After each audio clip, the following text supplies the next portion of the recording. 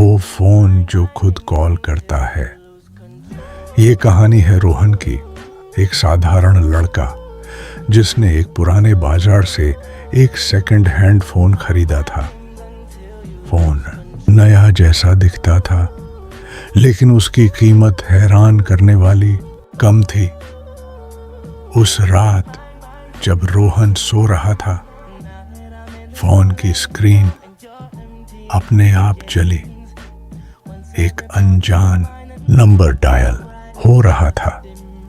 घंटी बजती रही, लेकिन किसी ने उठाया नहीं।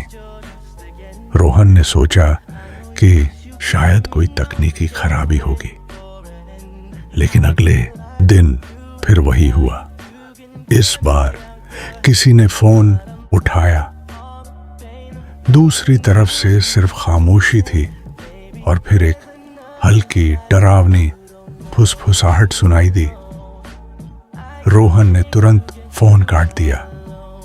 उसका दिल तेजी से धड़क रहा था। उसने उस नंबर को ब्लॉक करने की कोशिश की, लेकिन फोन ने उसे ऐसा करने नहीं दिया। हर रात फोन उसी नंबर पर कॉल करता और हर बार फुसफुसाहट और गहरी होती जाती, जैसे कोई उसके और करीब आ रहा हो। रोहन डर गया। उसने फोन को फैक्ट्री रीसेट करने की कोशिश की, लेकिन कोई फायदा नहीं हुआ। उसने सिम कार्ड निकालकर फेंक दिया, लेकिन फोन फिर भी कॉल करता रहा, बिना सिम के भी। एक रात रोहन ने गुस्से में फोन को दीवार पर दे मारा। उसके टुकड़े टुकड़े हो गए। उसने राहत की सांस ली और सोने चला गया। लेकिन जब वह सुबह उठा तो फोन उसके बिस्तर के पास रखा हुआ था, बिल्कुल सही सलामत, जैसे कुछ हुआ ही ना हो। अब कॉल दिन में भी आने लगी। फुसफुसाहट अब साफ शब्दों में बदल गई थी, जो रोहन का नाम पुकार रही थी।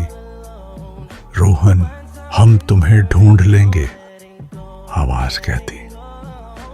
रोहन ने फोन को एक बॉक्स में बंद करके उसे एक नदी में फेंक दिया। उस रात उसे सुकून की नींद आई, लेकिन आधी रात को उसके घर का लैंडलाइन बजा। रोहन ने कांपते हाथों से फोन उठाया।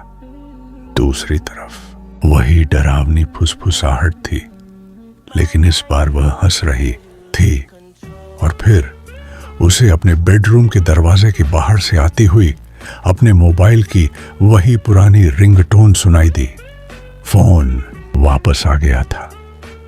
वह दरवाजे के ठीक बाहर था। स्क्रीन पर वही अनजान नंबर चमक रहा था, और इस बार फोन की स्क्रीन पर रोहन का ही चेहरा दिख रहा था, लेकिन उसके पीछे एक परछाई खड़ी थी।